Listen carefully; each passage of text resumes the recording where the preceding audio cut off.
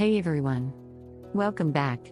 Today, we're diving into a fascinating concept that plays a huge role in how we make decisions. It's called the affect heuristic.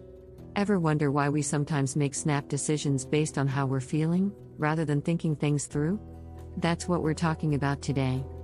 Understanding the affect heuristic. So, the affect heuristic is all about our tendency to let our emotions guide our decisions.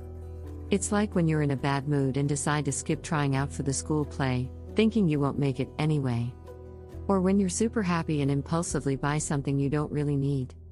Our emotions can push us to jump to conclusions without looking at the facts, which can lead us down some pretty wonky paths. A story of missed chances.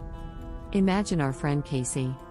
They've always dreamed of acting and finally get a chance to audition for a big theater company. But, the same day they find out they failed their driving test, bumming them out big time. Upset and doubting themselves, they decline the audition, thinking they'll just fail again. Here's the thing, driving skills have nothing to do with acting chops.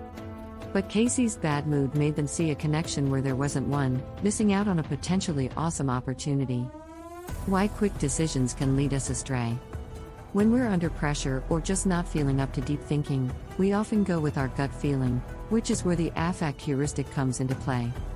It's super handy in emergencies but can trip us up in daily decisions, like assuming we won't enjoy something just because we're in a funk. The bigger picture.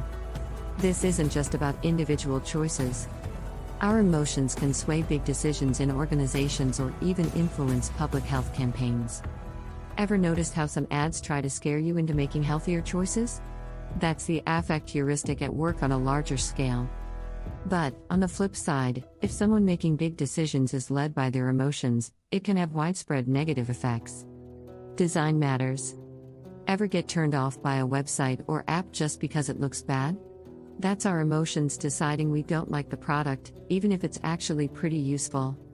Companies need to remember that when they're designing their stuff, like that time Twitter changed its logo and everyone freaked out.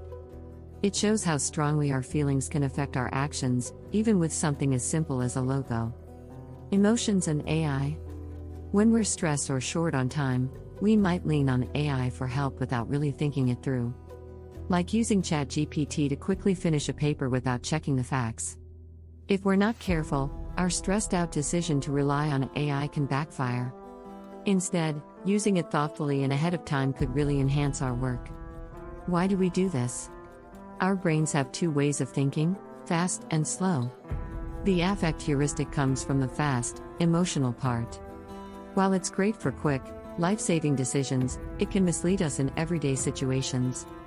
Our current mood can make us see things as more risky or rewarding than they actually are, skewing our choices. Making better choices. Being aware of how our feelings influence our decisions is the first step to making smarter choices. Sometimes, it's better to pause and reflect, especially if we're feeling super emotional, to ensure we're not making a hasty decision we might regret later. Where it all began. The idea that our feelings play a big part in our choices has been around for a while, but it was researchers like Robert Zients and Paul Slovic who really showed us how powerful this effect can be. Whether it's being scared into quitting smoking by graphic ads or how we interpret statistics, our emotions are always in the driver's seat, for better or worse. Wrap up.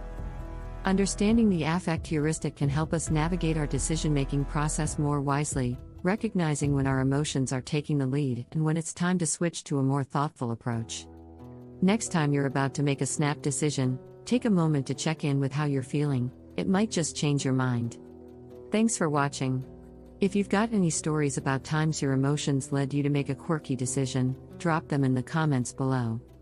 Don't forget to like, share, and subscribe for more insights into how our brains work. See you in the next video.